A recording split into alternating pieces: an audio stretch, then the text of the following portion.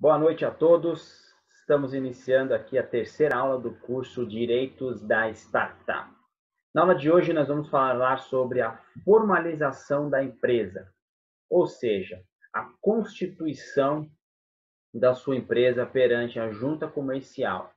No caso, nós vamos falar sobre sociedades empresárias, então o registro é na junta comercial. O que nós vamos aprender? Nós vamos fazer aí uma revisão sobre o que já foi estudado na última aula, que é o acordo entre os sócios. Vamos falar dos tipos de sociedade no direito brasileiro, como descobrir o tipo certo para uma startup, características da sociedade limitada e da anônima, regime tributário e a nova lei de apoio à inovação. Ou seja, vamos aqui o objetivo é o quê? Fazer uma análise da empresa e conseguir descobrir qual que é o tipo jurídico que mais se adequa àquela situação. Qual que é o tipo societário? E aí a gente vai ver os tipos agora aqui no decorrer da aula. Então, essa é a missão do advogado, né? Ele analisar a empresa, ver principalmente o estágio, os sócios, os investimentos, quem que está lá, sobre o que é a empresa, se tem marco regulatório, se não tem, e a partir disso descobrir aí qual que vai ser o tipo societário a que se adequa àquela situação. Então, essa aqui é o trabalho do advogado. Logicamente, que isso pode ser feito por um contador, mas ambos os profissionais aí têm que ter um conhecimento de direito societário. Nada muito complexo. Desde já eu já adianto. O direito societário aqui ele não é muito complexo. Então vamos lá. Sou Rodrigo Fonseca. Esse material é para você formalizar a sua empresa ou a do seu cliente. Então não se confunde com o acordo de sócios que foi feito antes de você formalizar. Então, qualquer dúvida, tem o meu e-mail, meu WhatsApp, e aí eu posso responder dúvidas aí depois da aula. Então, como eu falei, na última aula, as empresas, geralmente as startups, estou falando de startup, elas são compostas aí de um time, no mínimo 2 sócios, no mínimo 2, às vezes 3, às vezes tem um investidor, às vezes a pessoa está sozinha, vou falar sobre isso mais para frente. Agora, vamos imaginar um cenário onde nós temos aqui 2 sócios, 2 empreendedores que resolvem montar uma empresa. Então, esses empreendedores, antes de começarem a se dedicar no negócio, começarem a investir no negócio, eles fazem um documento particular com as regras básicas que devem ser seguidas. Então, esse documento ele é feito antes. E não tem formalidade, pode ser até a troca de e-mail onde você tem isso. Mas, como é um documento muito importante e ele vai ser pedido para você lá na frente para o investidor, então acredito que seja um bom momento de fazer este acordo entre sócios logo no começo, porque depois a prática já se mostrou muito difícil e às vezes até impossível de se chegar a um acordo depois que a empresa está funcionando. Então vamos lá. Onde que está previsto o acordo de sócios? Na lei das SAs. Então, fazendo um parênteses aqui, como é que funciona o direito brasileiro? Nós temos a Constituição, que é a lei maior, a que tem os princípios que regem o nosso direito. Aí depois nós temos as leis ordinárias e as leis complementares. Pelo nosso sistema, uma lei, ela serve de subsídio à outra. Então, não tem como você ler. Se você for pegar o Código Civil, ele se reporta várias vezes a outras leis. Por exemplo, alguma lei complementar, que é uma lei que vai ser muito mais específica naquela área. Então, vamos falar de empresa. Código Civil. O Código Civil, ele prevê que as sociedades limitadas serão regidas com as seguintes cláusulas, e tem toda a descrição aí das cláusulas. E no final, tem uma cláusula que fala que aquele que constituir uma sociedade limitada poderá, né, na omissão de certos regulamentos na lei civil, utilizar-se da lei das SAs. Ou seja, um exemplo, constituímos aqui uma empresa limitada. A empresa limitada, ela não tem no Código Civil uma legislação que fala sobre conselho, reunião de conselho, balanços publicados. Não tem. Só que você tendo no seu contrato social de constituição da sua limitada a informação de que você poderá usar supletivamente a lei das SAs, você pega toda essa legislação que já existe e utiliza ela. E uma das legislações que nós utilizamos da lei das SA é o artigo 118, que fala do acordo de acionistas. Os acordos de acionistas sobre compra e venda de suas ações, preferência para adquiri-las, exercício do direito a voto ou poder de controle deverão ser observados pela companhia quando arquivados na sua sede. Ou seja, o acordo de acionistas ele é previsto na lei das SAs a ser feito antes da a empresa, a sociedade anônima ser criada. Então, nós estamos agora, antes não se fazia muito disso, mas no mundo das startups, nós estamos utilizando este artigo para fazer o nosso acordo de acionistas ou de cotistas, no caso de sociedade, ou então acordo de sócios, que é como eu prefiro chamar. Então, nossa base legal é essa. Isso aqui tem uma previsão legal. E o porquê de nós usarmos a lei das SAs, antes mesmo de saber se nós vamos ser uma SA ou uma limitada? Porque pode ser, né, que essa empresa venha a ser transformada numa SA num momento no futuro, por conta da entrada de um sócio ou da abertura de capital. Olha como é importante. A gente está pensando já, e a startup é assim. Startup, como ela tem um rápido crescimento, ela tem um plano de crescimento, e ela sai ali da ideia, ela passa pela validação do produto, ela conquista mercado, ela faz um IPO. Então, a startup, diferentemente de outras empresas, ela tem a possibilidade aí, qualquer startup hoje tem a possibilidade, né, de ter aí, ser transformada numa empresa SA de capital aberto ou capital fechado e conseguir investimentos. Então, por isso, essa aqui é a base legal do nosso acordo. Então, o que a gente tem que ver aí no acordo? Que eu falei na outra aula, vai ter mais uma aula onde eu vou falar de mais cláusulas. Tá? Aquela aula foi uma aula que eu falei sobre o acordo, a importância desse acordo. Estou recapitulando aqui, mas eu vou ter uma aula que eu vou colocar outras cláusulas. Então, quais são as cláusulas? Direito de preferência, no caso da compra de ações do sócio. Direito de conversão, que é converter, por exemplo, o empréstimo em ações.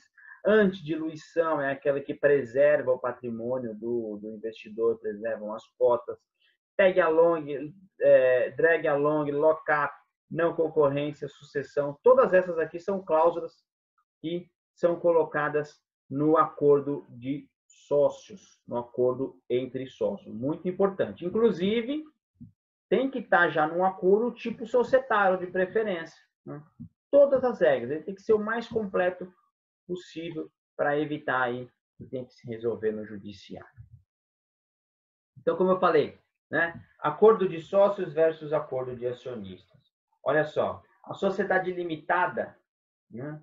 Quando não tem, quando falta uma lei, alguma situação que o Código Civil não previu para a sociedade limitada, você vai utilizar as normas da sociedade simples.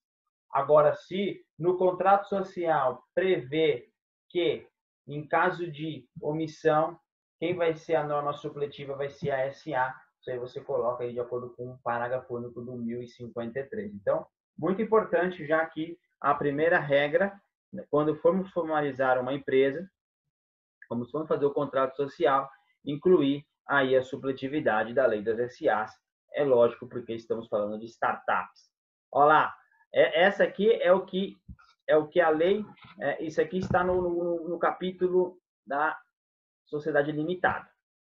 No capítulo da sociedade anônima, também tem a mesma regra, que a sociedade anônima rege pela lei especial e aplicando em casos omissos o Código Civil. Então, a lei das SAs tem uma lei específica, a lei 6.604, e o que você tiver de dúvida que não tiver na lei, você usa o Código Civil. Então, ele é recíproco, é aqui que está o fundamento legal do acordo de acionistas. Então, agora, isso aqui ficou para a aula 2. Vou reforçar, fiz um recapitulei aqui agora, que um acordo de acionistas, acordo de cotistas, de sócios, é um documento particular que prevê todas as regras da empresa. Não se confunde com o contrato social ou com o estatuto. Uma coisa é o acordo particular entre sócios, outra coisa é o estatuto, é o que vai ser ser protocolado, né, nos órgãos públicos. E é o que a gente vai entrar agora, né, nos tipos societários. E quais são os tipos societários? A gente colocar aí no direito brasileiro, vamos colocar aí, ó, sociedade simples, nome coletivo, comandita simples, limitada, anônima, comandita por ações, cooperativa, sociedade em conta de participação e sociedade de advogado. Todas essas aqui, o objetivo da aula não é explicar cada uma delas, mas eu já vou adiantar que nós vamos ficar com 3. Nós vamos ficar com a sociedade anônima, com a limitada e a de participação, para a gente escolher. Então, o objetivo dessa aula é descobrir qual que é o melhor para o seu cliente. Para que ele precisa se formalizar? Óbvio, para proteger o patrimônio dos sócios. Muitas empresas deixam de ter aí o seu CNPJ porque estão na fase ali de desenvolvimento do produto. Não tem problema, mas eu acredito que se você for colocar um produto no mercado, se você for testar aí o seu MVP, já é importante que você tenha aí a constituição da sua empresa, o seu CNPJ para você faturar. Mas nada impede de você faturar pela pessoa física, desde que pague os impostos ali devidos. Mas o mais interessante é isso, tá? Qual que é a hora da formalização? A hora que vai começar a faturar. De preferência, é a hora que vai começar a faturar, ou então você pode fazer a formalização desde já, mas é obrigatório mesmo, né, quando você for pagar imposto. Antes disso, não tem obrigação nenhuma. Mas, fazendo isso, você consegue proteger o patrimônio dos sócios até o limite do capital social, evita a confusão patrimonial, que é uma coisa que, aos olhos da lei, é ilegal. Demonstra profissionalismo quando você vai oferecer a prestação dos seus serviços. Aí, no caso de você querer prestar um serviço para uma empresa, se não tiver um CNPJ, esquece, já também não vai conseguir. Conseguir estar em dia com as obrigações fiscais, obter crédito, participar de licitação. Então, é óbvio, né? O acordo entre sócios nasce a sociedade, só que a certidão de nascimento da empresa é a formalização. Isso aqui é óbvio, mas eu quero deixar claro que não é obrigatório, você tem que fazer isso na hora certa, até porque às vezes você só vai descobrir o instrumento certo com o tempo. Então, nenhum desespero. O que eu acho que é importante fazer é o acordo de sócios. Olá, a função do advogado e da advogada é ajudar na escolha do tipo empresarial correto e atuar junto aos órgãos para a devida formalização. E aqui eu estou falando também do contador, né? Então, você atua aí na parte de consultoria para descobrir qual que é o melhor tipo societário, logicamente fazendo aí a redação das cláusulas, e também o advogado, né? Ele é essencial, você não consegue abrir uma empresa sem advogado. Uma empresa limitada é obrigado a ser advogado, não tem necessidade de você ter um contador. Então, eu sei que esse é o trabalho que eu faço, venho fazendo há algum tempo, abertura de empresas perante a junta comercial. Então, esse é o trabalho do advogado. Então, a gente está nesse curso aqui, muitos aí, acredito que a maioria, estão em busca aí de uma colocação no mercado, uma nova carreira. Então, esse aqui é o objetivo. Né? O objetivo desse curso aqui é que a gente consiga atuar aí na advocacia, na consultoria jurídica para o Brasil inteiro. Né? Do mesmo jeito que isso eu acho que é disruptivo da minha parte e é por isso que eu me encantei aqui com o mundo das startups também. Por que você contrata um programador, uma pessoa, uma empresa de marketing de outro estado, de outro país e não pode contratar o advogado? Logicamente que pode contratar o advogado, sim, né? E cada um aí vai fazer o que achar que consegue fazer remoto. Então, da minha parte, da minha atuação hoje, eu me concentro na parte de contratos, abertura de empresa, e se tiver o contencioso e for longe da onde eu resido, não tenho o menor interesse em estar atuando nessa causa. Então, o meu negócio hoje é a consultoria, e é isso que eu quero passar para vocês aí, para quem conseguir atuar também nessa área, vou ficar bastante contente e até de trocar experiências. Então é isso. Então a gente tem que fazer o quê? Vamos descobrir qual é o melhor tipo societário. E agora eu vou dar o mapa, eu vou dar o caminho aqui, certo? Então vamos lá. Não existe um tipo específico para startup. A Lei Complementar 155 de 2016, que alterou a Lei das Micro e Pequenas Empresas, ela inseriu uma situação, melhorou um pouco. Qual que é a situação? Colocou um artigo que o investidor anjo ele não tem responsabilidade patrimonial pelaquela empresa. Ou seja, em caso de desconsideração da pessoa jurídica, por qualquer fator, trabalhista, comercial, civil, tributário, o sócio investidor não vai ser atingido. Mas, para empresas dessa lei, micro e empresas de pequeno porte. Então, foi alguma coisinha, mas não tem, existem projetos de lei aí para criar realmente a empresa startup, né? Mas ainda não foi criada e a gente vai usar o que nós temos, que para mim é muito bom. Né?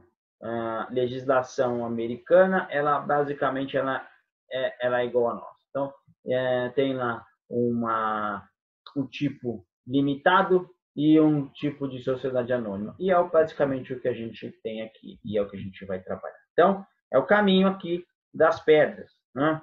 Quais são os tipos de sociedade que, obviamente, se enquadram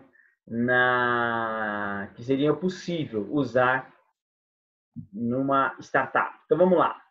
Daquelas que são unipessoal, ou seja, só o empreendedor, ninguém vai fazer parte do contrato social, embora ele possa ter vários sócios aí no seu contrato particular. Nós vamos ver isso no final aqui da aula. Então, ele pode ser um microempreendedor individual, um empresário individual ou uma EIRELI. Ou então, ele no próprio contrato social, ele tem mais de uma pessoa, não é duas ou mais pessoas, eles formam uma sociedade limitada, embora a alteração recente desse ano está permitindo empresas limitadas, aquelas do artigo 1052 a 1087 do Código Civil, ser composta por uma pessoa. Então, também a unipessoal está aí a limitada.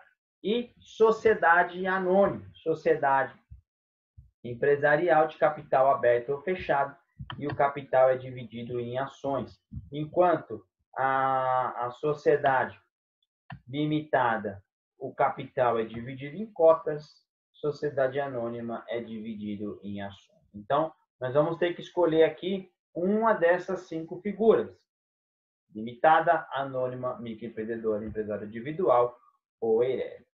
Então, estamos limitando. Eu apresentei 9, agora já estamos aqui com 5.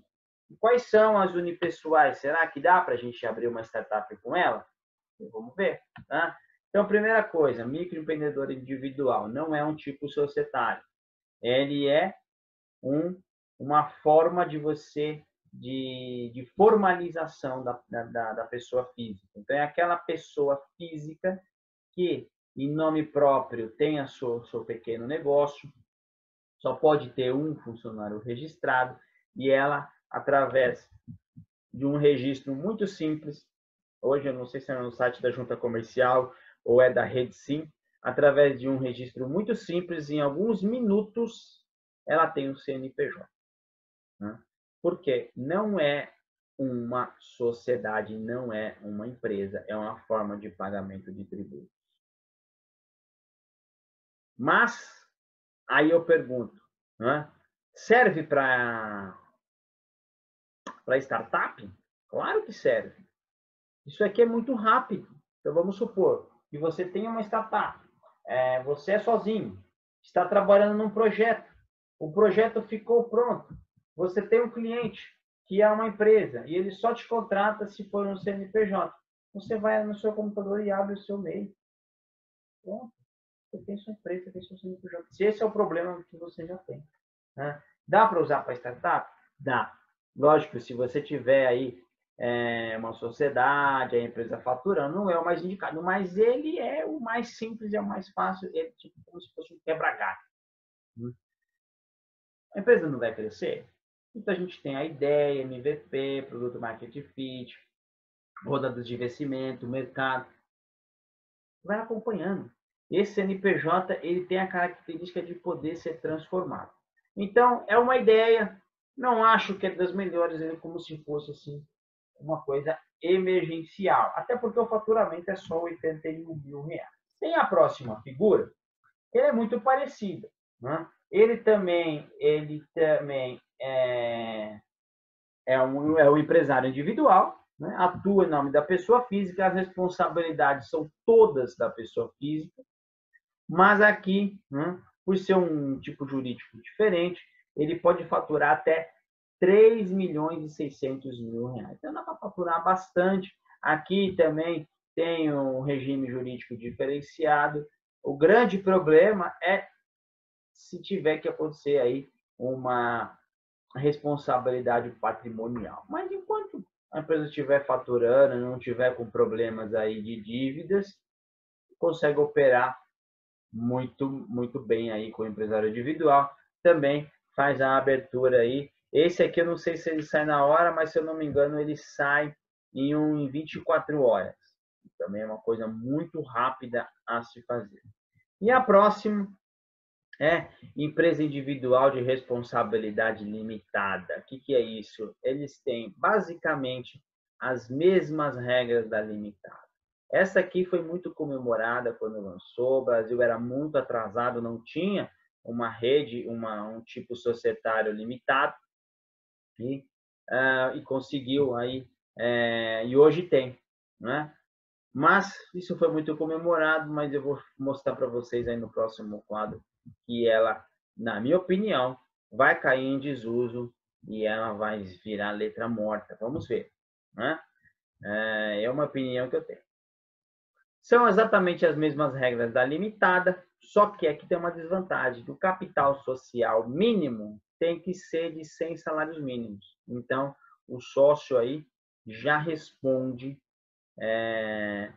com 100 salários mínimos ali, no mínimo. Né? O documento que você faz a formalização disso na junta comercial é um instrumento, não chamam de contrato, eles chamam de instrumento. É um instrumento de instituição, de uma sociedade, de uma empresa individual de responsabilidade, uma EIRE. Vamos ver aí se ela vai cair em desuso com a notícia que eu vou dar. Pode ser microempresa, pode ser PP, pode ser normal, então quer dizer, o faturamento aqui está ótimo. Então, é um negócio bom aí para quem começa sozinho. Ela, se você quiser aí transformar ela numa limitada, também é uma coisa fácil de você colocar outros sócios. Então, ela é uma empresa completa, né? Gosto muito aqui dessa situação, até porque você pode tem um fundador e você tem 2 ou 3 sócios e só que eles estão ali trabalhando num contrato de vesting, que pode ser 1, 2, até 3 anos aí recomendado. Não vai entrar logo no seu contrato social, isso aí ele vai fazer mais para frente. Gosto muito da Eireli, se não fosse, claro, a notícia aí que eu vou dar para você. Então é isso. Sociedades unipessoais. Em caso de emergência, eu acho legal aí o microempreendedor individual.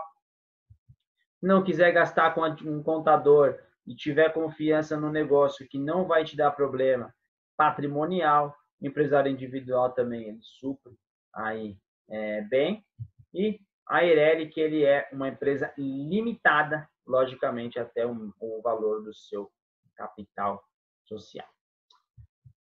As vantagens da unipessoal, não é? Rapidez, não tem taxa de abertura, o MEI paga só uma vez por mês um imposto fixo, contabilidade é fixa, ela pode transformar em outra, é ideal para quem está começando. E a Eireli, qual que é a vantagem? Não tem sócio. Então, antigamente, para você abrir uma limitada, a pessoa tinha 99,9% e colocava lá a mãe, a esposa com 0,01%, uma coisa assim, que era chato, que pedia favor para as pessoas, era, na minha opinião, era considerado uma fraude, porque a pessoa não trabalhava lá, nunca foi, e então era uma coisa assim muito ruim. A Eireli veio aí, mas não precisava nem da Eireli, que a gente vai ver logo logo. A desvantagem, né? Um capital mínimo de 100 salários mínimos, aí está um salário mínimo, mas é 100 salários mínimos. E a Eireli não tem proteção patrimonial, tá? Então a gente vai entrar agora no tipo que é. Então vamos fazer aqui uma pausa. Então, dos 5 tipos, vamos colocar dos 3. Unipessoal, limitada e SA, praticamente a menos recomendada é a unipessoal. Até porque nós estamos aqui, né, nós vamos abrir o leque. Nós temos de tudo. Temos desde pequenas empresas individuais, então, e temos aí empresário. Como? Né? Quem vai contratar um advogado para fazer um contrato? Geralmente é aquele que tem 1, 2 ou 3 sócios que fizeram ali um acordo entre sócios. Então, logicamente, né, para quem fez o acordo entre sócios, é muito mais provável que você vai constituir uma empresa limitada. E aí você tem que descobrir, né, para esses sócios, o que a gente vai fazer com eles? Vai ser limitada ou vai ser SA? Vamos descobrir agora. Sociedade limitada, ela é regida por um contrato social, né? Ela também é simples de abrir, não é difícil. Junta comercial abre-se hoje em poucos dias. Pode aderir ao Simples Nacional, ou seja, a lei lá da pequena, da microempresa, empresa de pequeno porte, totalmente alinhado ao mundo das startups. Tem um baixo custo burocrático. E como é que funciona? Um ou mais sócios, como eu falei, houve aqui uma alteração que eu vou falar depois aqui. Então, ela é um ou mais sócios, guardem isso. Pessoa jurídica ou física. E cada pessoa tem a sua participação e responsabilidade definida nas cotas sociais da empresa. Então, a empresa limitada, ela tem uma quantidade de cotas determinada em seu contrato social. Então, vamos supor que a empresa tenha 1.000 cotas de R$1.000. Então, a empresa vale R$1 milhão. O contrato social é de R$1 milhão. Então, uma pessoa, ela detém, dessas 1.000 cotas, ela detém 100 cotas de R$1.000. Então, ela tem R$100.000. E a outra detém 900 cotas de 900 cotas de R$1.000 a R$900.000. Ou seja, aqui as cotas, elas se ligam a uma pessoa física ou jurídica, porque na SA vai ser diferente. Então, a pessoa física ou jurídica é detentora das cotas. E essas cotas que vão dar direito a ela receber ali os dividendos de acordo com o número de cotas e, obviamente, a responsabilidade dela vai de acordo com o número de cotas.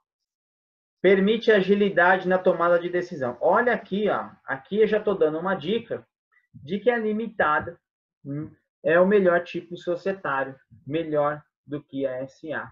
para startup. Então, a gente está chegando aqui. Lógico que não vai servir para todos, mas eu já vou começar a revelar. Né?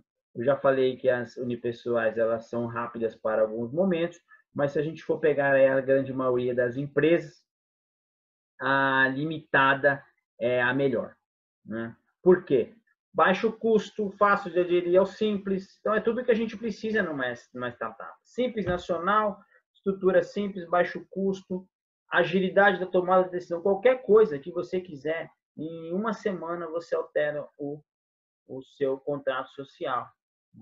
Como eu falei, não temos aí uma legislação para startup, mas eu acredito, sinceramente, que não precisamos. Né?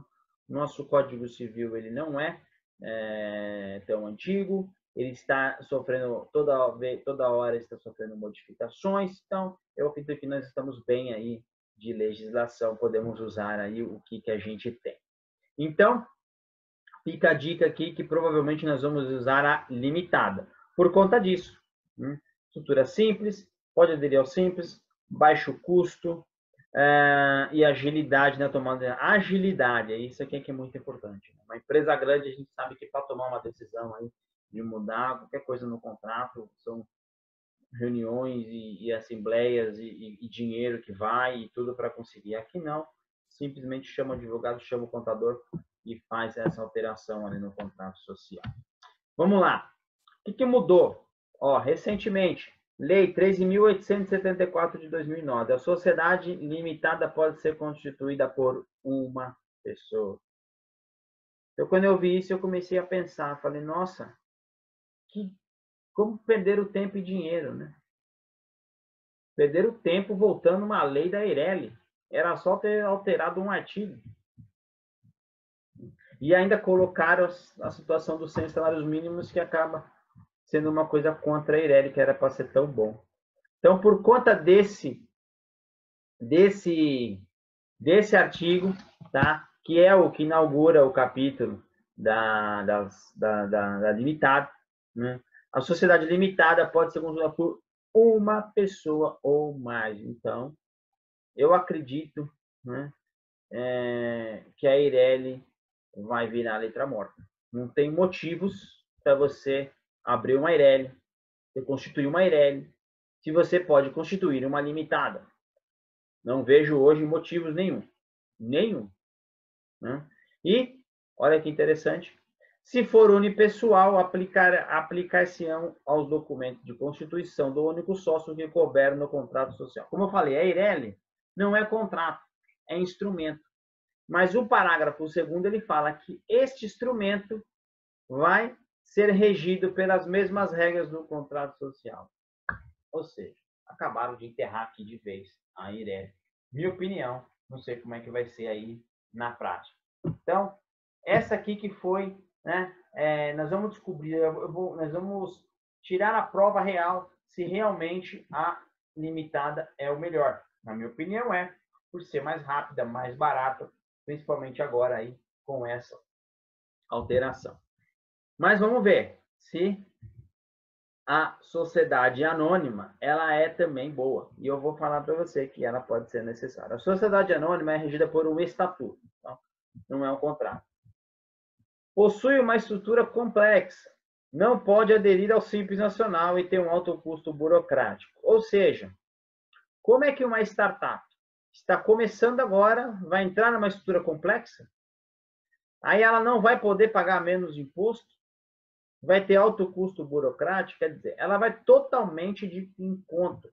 Né? O capital não se encontra associado ao nome, sim a uma ação. Então, vamos quebrar aqui uma regra que sei lá, se alguém estiver pensando, né? Não, eu preciso ter uma SA para ter investidor, esquece.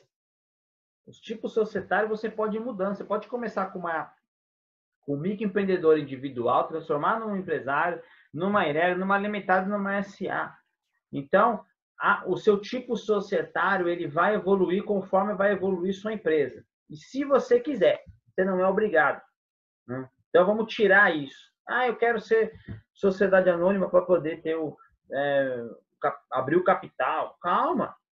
Se for uma startup, do jeito que a gente está aqui conversando no curso, né? Estamos advogando para pequenas empresas, empresas iniciantes, empresas inovadoras, não está na hora ainda, né?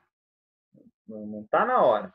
Logicamente que se você se deparar com empresas que já estão no mercado, vai ser a sociedade anônima. Então, mas nós estamos falando aqui de constituição de empresa. A aula é de constituição. Lógico que dependendo do estágio que vai estar a empresa, você vai alterar esse contrato. Tá? Então, sociedade anônima, ela não é a mais indicada. Porém, às vezes ela é obrigatória. Quando? Vamos lá. Na verdade, aqui, quando os negócios estão no nível de maturidade muito maior do que o comum. Então, vamos supor que a empresa cresceu muito, muito, muito, muito e você quer abrir o capital. É obrigatório. Né? Vai entrar um sócio, o sócio não vai querer entrar. Quando ele era um anjo, ele estava ali protegido pela lei. Agora, sua empresa já não está mais, não é uma micro pequena empresa. Você já é uma empresa de grande porte. O sócio, o investidor, ele vai fazer parte do seu contrato social? Não vai. Então, aí você vai transformar a sua empresa numa SA. Aí o sócio vai entrar. Outra coisa, conversão de mútuo. Hoje, muitas startups, elas crescem através de empréstimo. Empresta o dinheiro. Se a startup tem a opção, ou te devolve o dinheiro, ou te dá em ações.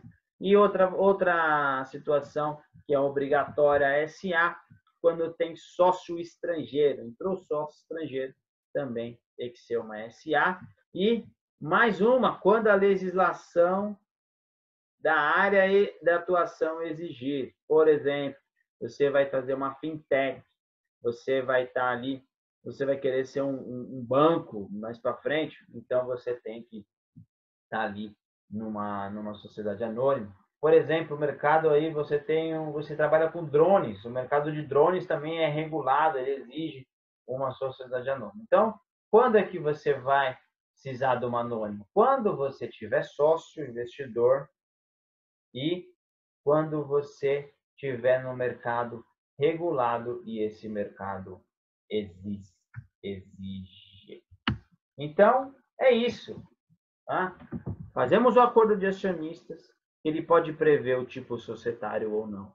Mas aí nós temos que olhar a fotografia da empresa na hora da formalização. Enquanto sócios, objeto social, se tem participação de estrangeiros, de onde que vem o capital, como é que vai ser o dividendo. Você vai ver a fotografia ali na hora e vai escolher por um deles. As individuais são rápidas, a limitada elas são flexíveis e consegue atingir praticamente tudo, e a sociedade anônima são devidas em casos específicos. Então, do mesmo jeito que a sua empresa vai crescer, ou a empresa do seu cliente aí vai crescer, você vai acompanhando aí o crescimento e fazendo as devidas alterações. Então, é isso. Esse foi o caminho aí, na minha opinião, mais importante a gente sempre trabalhar com a limitada. Mas tem outras formas de sociedade, vou fazer um apanhado rápido aqui, que é a sociedade em conta de participação. A sociedade em conta de participação é aquela que tem um sócio ostensivo e um sócio oculto, que hoje é chamado de sócio participante. O sócio ostensivo é aquele que age em nome próprio, em nome que ele que faz os atos de empresariais, os atos de comércio. E o sócio ostensivo, ele é um sócio capitalista, ele só colocou o dinheiro e ele não aparece.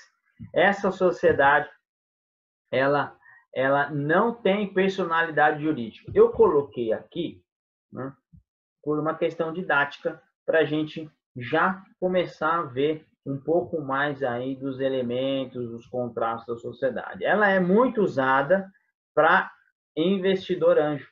Então, o investidor anjo faz esse contrato, ele é um contrato particular, ou seja, um contrato que não tem publicidade, ele não vai ser registrado, e fazendo isso, automaticamente, o sócio investidor está o seu capital protegido. Então, vamos lá.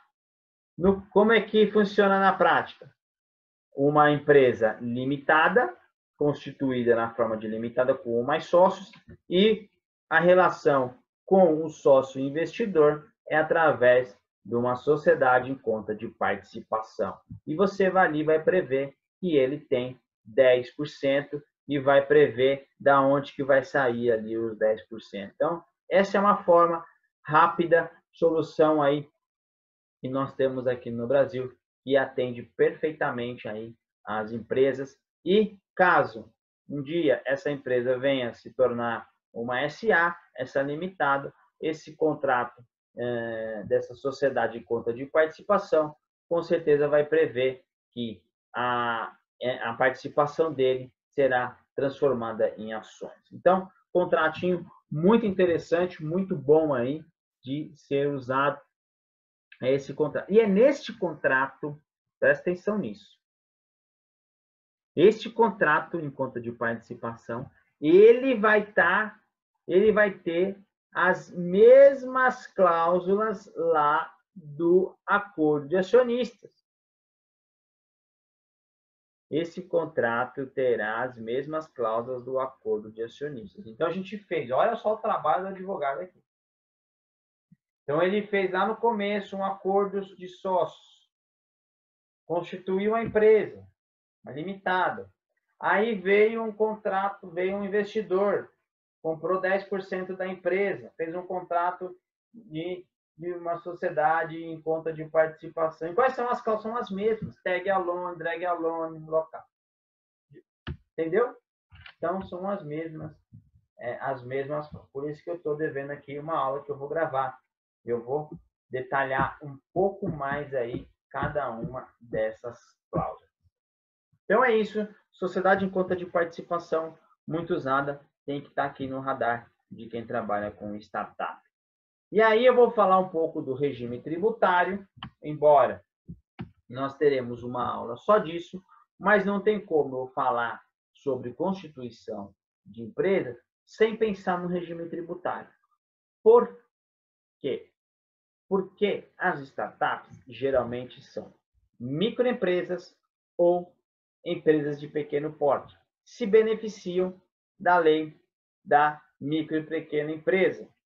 Regime tributário diferenciado no Simples. Olha só o exercício que a gente tem que fazer. Tá? Como eu falei, vamos ver a fotografia da empresa ali na hora. Qual que é a fotografia?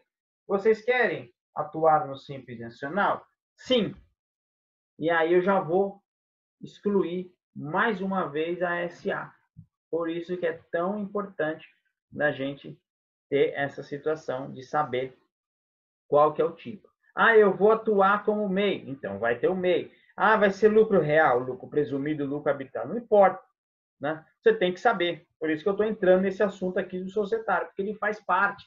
Para você, dependendo do regime que você vai fazer, você vai ter que escolher o tipo societário. Então, no Brasil, nós temos o MEI, a Simples Nacional, lucro real, lucro presumido, lucro habitável. Então, vamos focar aqui, né? Para startup, lógico que isso aqui não é uma regra absoluta, mas vamos falar que a grande maioria vai utilizar o Simples Nacional. Por quê?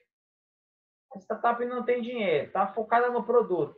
Arrecadação simplificada. É uma DARF, um único pagamento, você paga todos os impostos e contribuições. O que mais? Você consegue até 40% de redução na carga tributária. Óbvio, você quer economizar. Uma boa forma de você economizar aí no pagamento dos impostos. Só serve para ME e EPP. Por que isso aqui está na aula de Constituição de Empresa? Porque eu preciso saber o regime tributário para ver que eu não vou poder fazer um ou outro. Então, se for aderir ao Simples, exclui mais uma vez a sociedade anônima.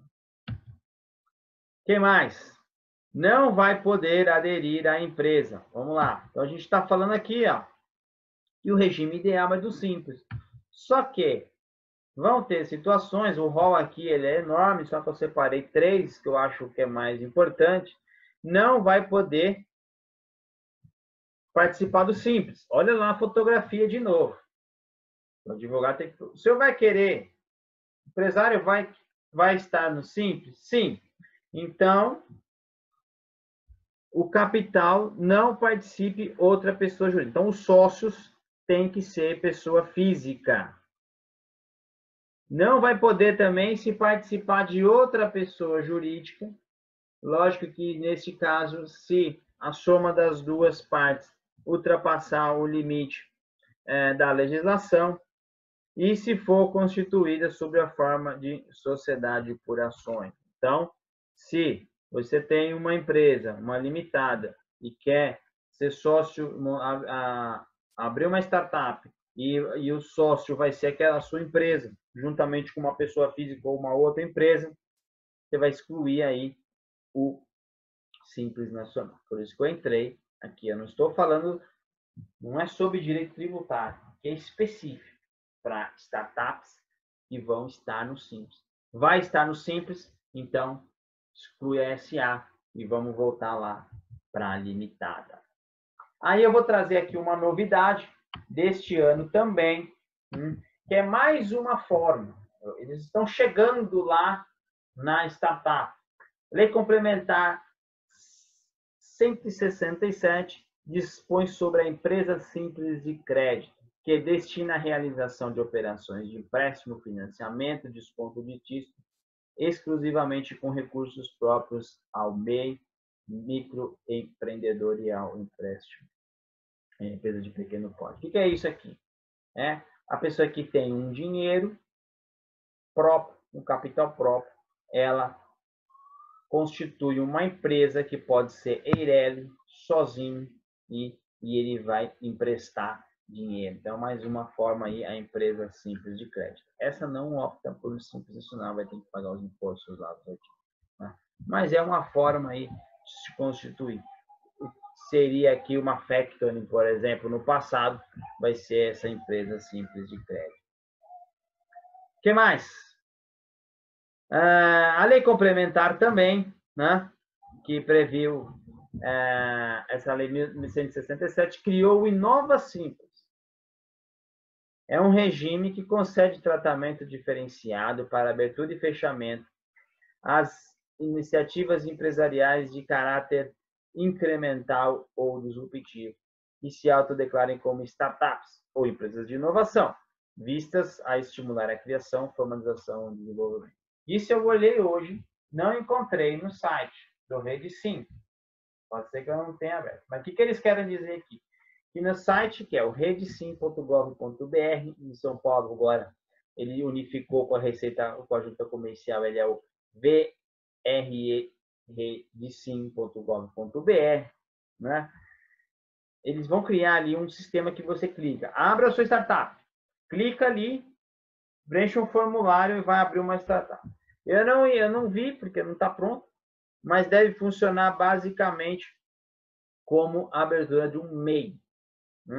Então, vai ser aí o Inova Simples. Mais uma outra forma de abrir empresa. Então, é isso que eu tinha para falar nessa aula. A formalização da empresa, né? Ela precisa ser feita ali numa entrevista com o sócio. Né? Já foi aquela época, né? que você eu preciso abrir uma empresa, vai lá no advogado, aí daqui um dia ele está pronta a sua empresa. Não, o advogado tem que participar, o empreendedor tem que participar desde a formação do primeiro instrumento e ver o que está acontecendo ali naquela empresa. Então, eu falo aqui que a assessoria jurídica é indispensável para a formalização da empresa e sobrevivência de qualquer startup. Indispensável, é óbvio, a própria lei fala que tem que ter a assinatura do advogado e a sobrevivência para você aí continuar ali fazendo os acordos, fazendo ali mudança dos tipos societários. Então, o que a gente falou aqui, né, no comecinho, que o contrato, o acordo de acionistas é uma primeira forma, é um contrato particular, e aí quando você vai externalizar a sua empresa para o mundo jurídico, você tem que escolher entre os tipos societários.